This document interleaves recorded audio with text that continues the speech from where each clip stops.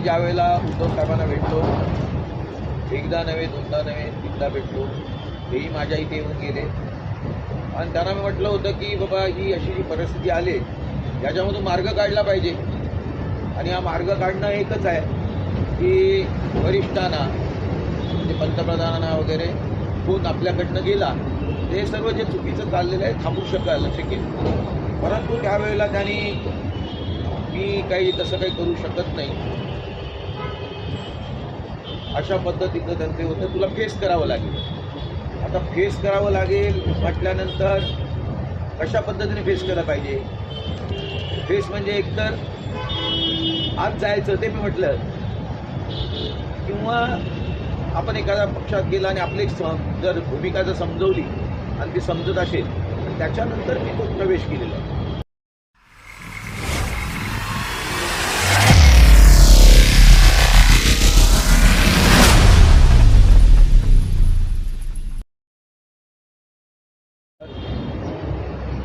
आपण ही इन्व्हेस्टमेंट या इथं घेतलेली आहे.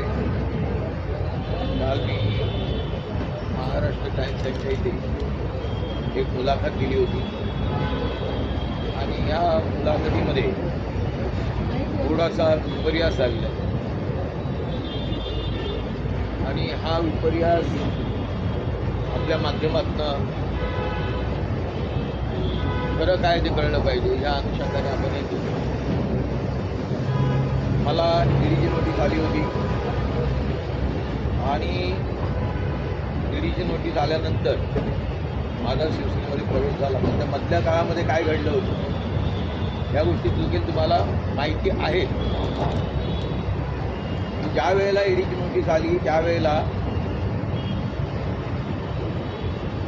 मी ईडीच्या माध्यमांना जे आहे EOW असेल ईडी असेल ही कंप्लेंट झाली त्याला सामोरा गेलो आणि हे सामोरा गेल्यानंतर त्यांना सांगितलं देखील मी हे सर्व खोटं आहे. त्या पद्धतीने ते फेस पण केलं आणि हे केल्यानंतर मी ज्या वेळेला उद्धव साहेबांना भेटलो, एकदा नव्हे दोनदा नव्हे तीनदा भेटलो, तेही माझ्या इथे येऊन गेले आणि त्यांना मी म्हटलं होतं की बाबा ही अशी जी परिस्थिती आली याच्यामधून मार्ग काढला पाहिजे आणि हा मार्ग काढणं एकच आहे की वरिष्ठांना म्हणजे पंतप्रधानांना वगैरे फोन आपल्याकडनं गेला ते सर्व जे चुकीचं चाललेलं आहे थांबू शकेल. परंतु त्यावेळेला त्यांनी मी काही तसं काही करू शकत नाही अशा पद्धतीचं त्यांचे होतं, तुला फेस करावं लागेल. आता फेस करावं लागेल म्हटल्यानंतर कशा पद्धतीने फेस केलं पाहिजे. एक तर तुम्हाला माहिती आहे की चव्हाण हे आतमध्ये गेले होते त्यांच्या ह्याच्याबद्दल. फेस म्हणजे एकतर आत जायचं ते मी म्हटलं, किंवा आपण एखाद्या पक्षात गेला आणि आपली जर भूमिका जर समजवली आणि ती समजत असेल तर त्याच्यानंतर मी तो प्रवेश केलेला आहे. असं नव्हे, कारण माझं होतं ते खरंच होतं, मी फेस केलंच होतं. फक्त मला माझ्या मागे माझ्या पक्षप्रमुखाने उभं राहिलं पाहिजे होतं, माझी त्याच्यातनं सोडवणूक केली पाहिजे होती, ती झाली नव्हती. आणि मग मी आताचे मुख्यमंत्री जे आहेत शिंदे साहेब यांच्याबरोबर आमच्या चर्चा झाल्या आणि या चर्चा झाल्यानंतर त्यांनी ते ऐकून घेतलं माझं संपूर्ण म्हणणं की हे काय आहे कसं काय आहे. आणि त्यांनी मग संबंधित अधिकाऱ्यांना बोलून सांगितलं की हे सर्व बरोबर असताना तुम्ही असं का करता. एवढा त्यांनी पाठिंबा दिला आणि पाठिंबा दिल्यानंतर जो टेन्समध्ये आम्ही गेलो होतो, डिप्रेशनमध्ये जे गेलो होतो ते सर्व निघून गेलेलं आहे. त्यामुळे आपल्याला कोणी मदत केली ती बरोबर मदत होती. त्याच्या अनुषंगाने मला माझं आणि पहिलं त्यांचं काही पटत नव्हतं हे पण देखील खरं आहे. परंतु आमच्या 2-3 बैठका झाल्यानंतर मी जे मुद्दे मांडले ते माझे मुद्दे बरोबर होते, त्यांनी त्यांचे मुद्दे सांगितले ते योग्य होते आणि अशा पद्धतीने मुद्दे सांगितल्यानंतर मग नंतर मी आणि माझ्या काही सोबत्यांनी त्याबद्दल प्रवेश घेतला होता सर्व. आणि ते मी त्यावेळेला देखील सांगितलं की माझी कामं माझ्या विभागाची कामं ही झाली पाहिजे हे देखील मी त्यावेळेला सांगितलं होतं. आणि त्या पद्धतीने तो प्रवेश झाला आहे आणि कालची बातमी एकदम आतमध्ये जाणार आणि हे करणार हे वगैरे असं ट्विस्ट केलेलं हे बरोबर नव्हे. आणि याच्या अगोदर देखील नवाकाळमध्ये छापून आलं हे मी काय आज बोललेलं नाही आहे. हे नवाकाळमध्ये त्यावेळेला गेलो असताना सर्व इत्थंभूत बातमी त्यावेळेला झालेली आहे त्यामुळे अशा पद्धतीचं काहीतरी विपर्यास झालेला आहे, म्हणून मी तुम्हाला बोलवून घेतलं. ठाकरे गटाकडून तुम्हाला एक नोटीस पाठवली आहे. रवींद्र वायकर तुम्हाला अपात्र का करू नये असे सवाल त्यांनी विचारले. कशाबद्दल? रवींद्र वायकर तुम्हाला अपात्र करू नये असं सवाल का करू नये असा सवाल ठाकरे गटाने नाही, कशाबद्दल?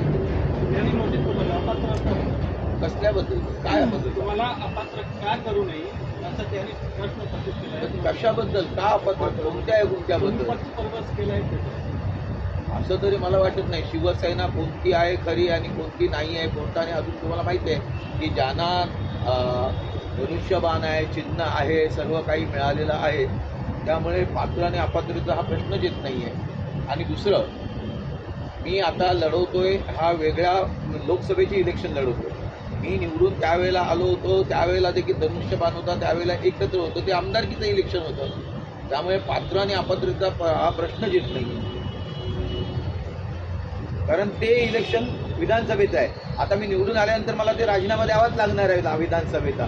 त्यामुळे पात्र आणि अपात्रचा हा प्रश्न येतच कुठे?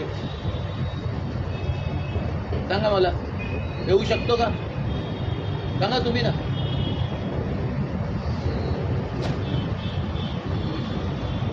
ठीक आहे. वायकर साहेब, तुम्ही असं म्हटलात की पक्षप्रमुखांनी तुम्हाला पाठिंबा दिला नाही, मात्र इतर शिवसैनिकांच्या नजरेमध्ये तुम्ही अगदी किचन कॅबिनेट म्हणून तुमची ओळख होती. मात्र असं असताना तुम्हाला पाठिंबा दिला नाही, मात्र ते एकदा आपल्या घरी देखील भेटायला आले होते. काय सांगता? आले होते. आमचं बोलणंही झालं, सर्व बाजूने सर्व चर्चा केली.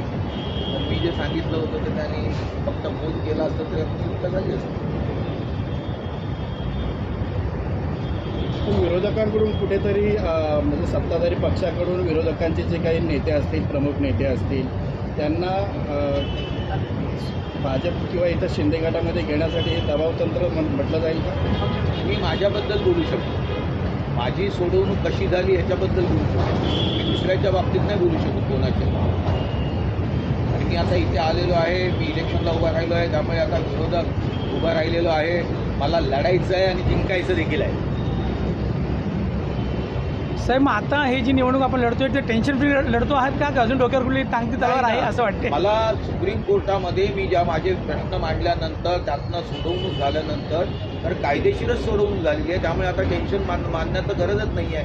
आता मी म्हणजे खुल्या आणि म्हणजे कुठलंही बर्डन नसताना असं इलेक्शन लढवतोय आणि तो मोठा पाठिंबा मिळतोय. या मोठ्या पाठिंबामध्ये आता याच्यापुढे भारताचे पंतप्रधान पुन्हा मोदीजी व्हावे या पद्धतीने हे इलेक्शन चाललेल्या लोकांची मागणी आहे.